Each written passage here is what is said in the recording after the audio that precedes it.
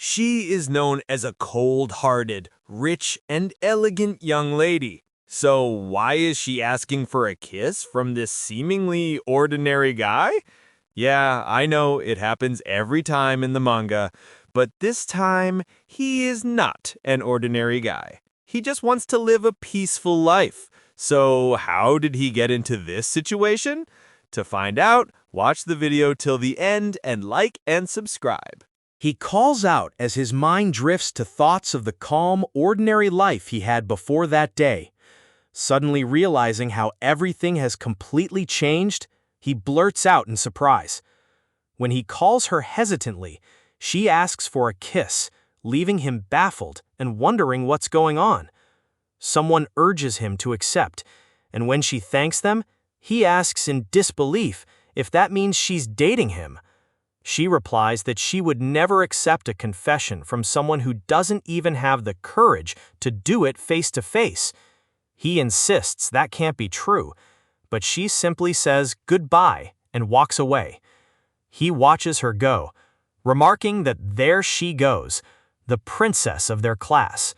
She's athletic, smart, and beautiful, the kind of girl who's drawn attention from everyone since she first entered the school. Both boys and girls admire her, but no matter how many confessions she receives, she rejects them all without hesitation. Because of her blunt rejections, she earned the nickname Princess. He thinks about that nickname for a moment. A classmate teases him, asking if he's interested in her, to which he quickly replies not to be ridiculous, since he can't stand that kind of attitude. The classmate laughs, asking if that's really true, and says he wants to take his own shot at her. When he calls him easy, as always, the other one says he just doesn't get it. His friend then explains that men are creatures who want to climb the most unreachable mountains simply because they exist, though he admits that personally he can't relate to that kind of feeling. The friend adds that maybe he doesn't need to, making him curious what that means. The friend clarifies that either way, he doesn't plan on getting involved in something he's sure to lose, especially when he's never even spoken to her before. He reflects that, in his case, he's more involved than most, since he sits right next to the princess in class and even works at the same part-time job. Still, involved might be an exaggeration. They barely talk at all.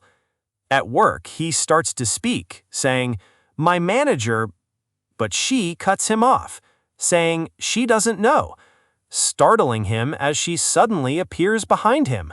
He scolds her lightly for sneaking up like that. The manager wonders aloud why someone from such a famous old noble family would come work in a place like theirs, joking if it might be some sort of prank. He suggests maybe she's just trying to learn about ordinary life, but the manager counters that might describe him instead. She asks if he's heard anything about her at school, and he replies, "Of course not. We've never even spoken outside of work." The manager muses that maybe because it's him, he might actually understand her a little, though he thinks to himself, there's no way. A customer suddenly calls out to her, inviting her to have fun with him. She ignores the flirt and simply asks for his order. The manager panics, suggesting they call the police, but he tells her to calm down and let them handle it themselves.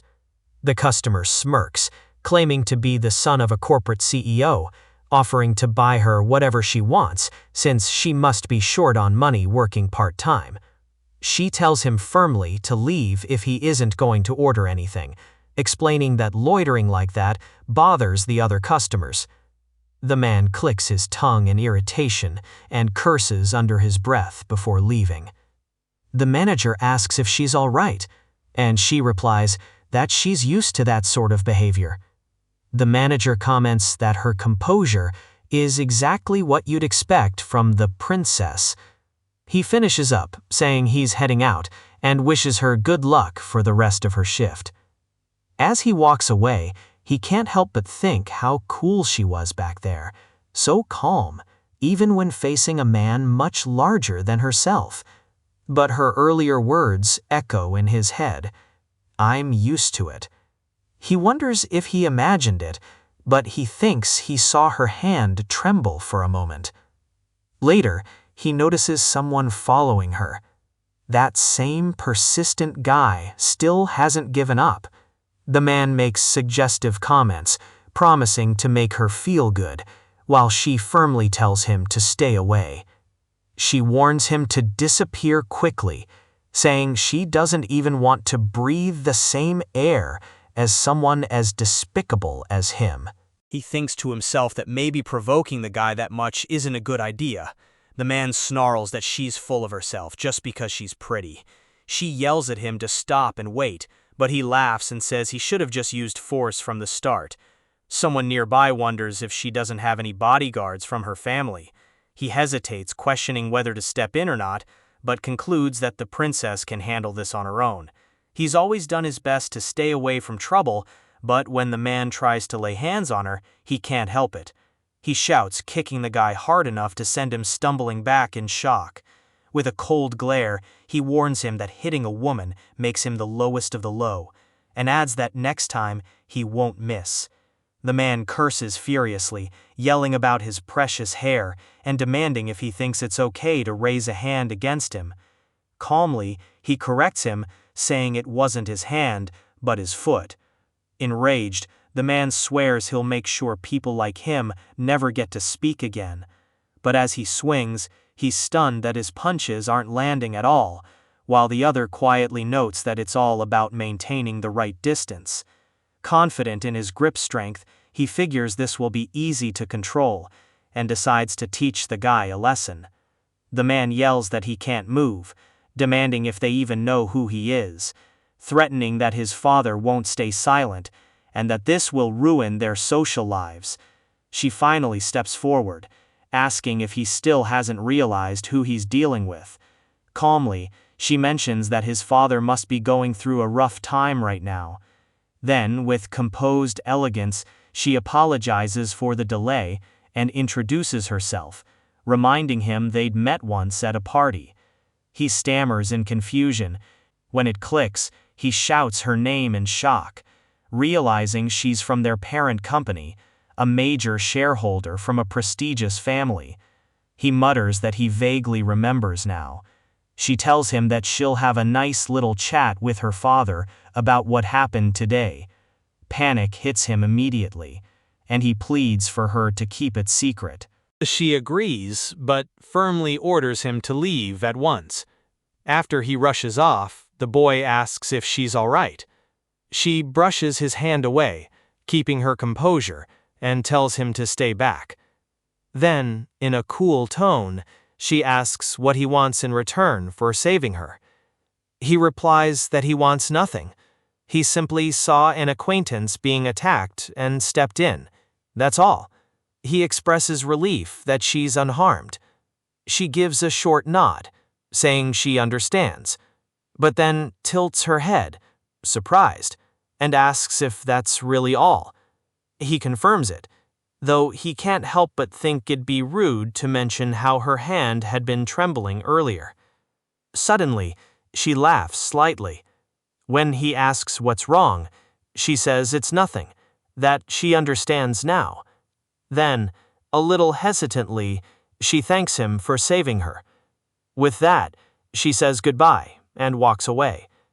He almost calls out to her, but stops himself, wondering if he should offer to walk her home. In the end, he decides it's too late.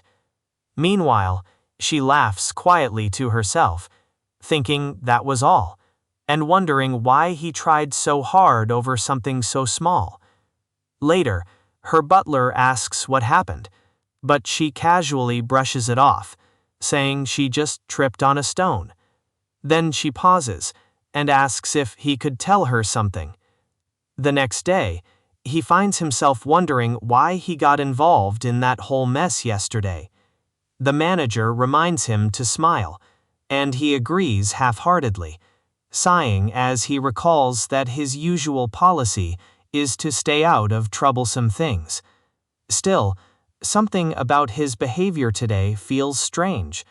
He notices that she's been acting oddly all day.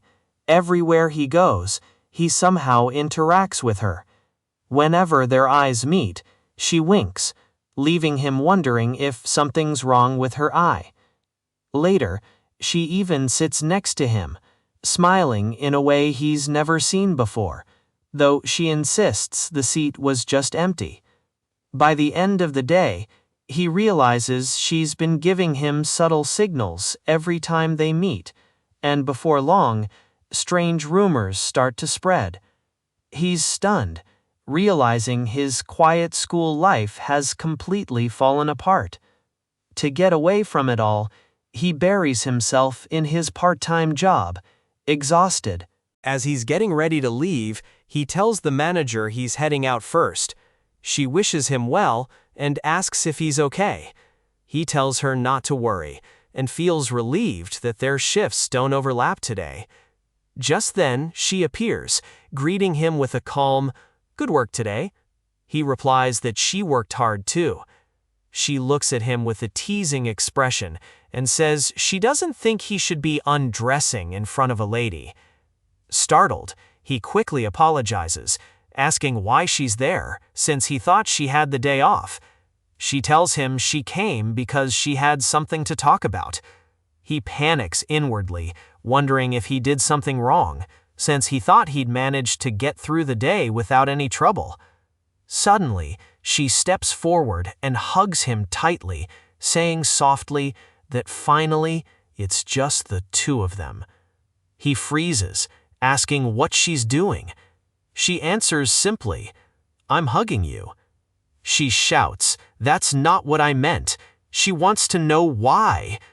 She leans in closer, sniffing him lightly, and murmurs that he really is something. She comments that he smells nice and that she likes his fragrance, while he stammers, asking if he isn't getting a bit too close, completely confused about what's happening. He stares in disbelief, wondering if this is really that same princess. Realizing this could turn bad in multiple ways, he tells her to let him go.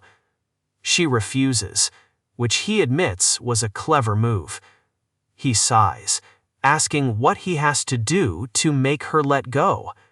She mutters something softly about herself that he doesn't quite catch. Then she looks him in the eyes and says, "That's right. When you want to say something, you have to say it while looking the other person in the eye." With a playful smirk, she adds, "If you kiss me, I'll let you go."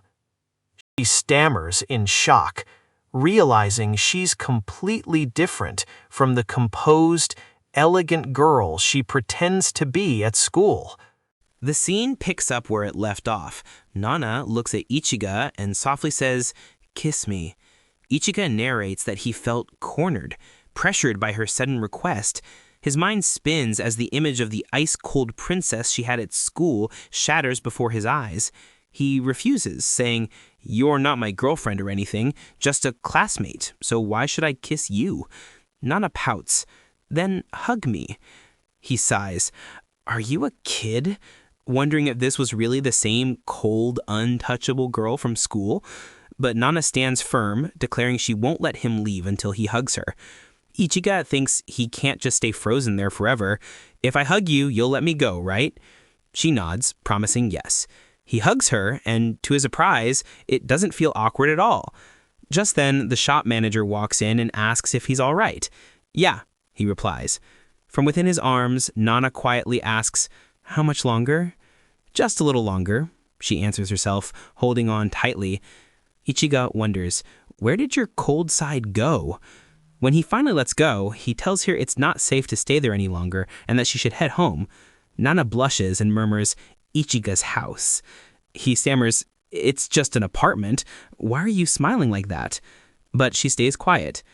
They head to his place. Ichiga offers, "Do you want anything?" But Nana only looks around curiously. "You won't find anything interesting," he says.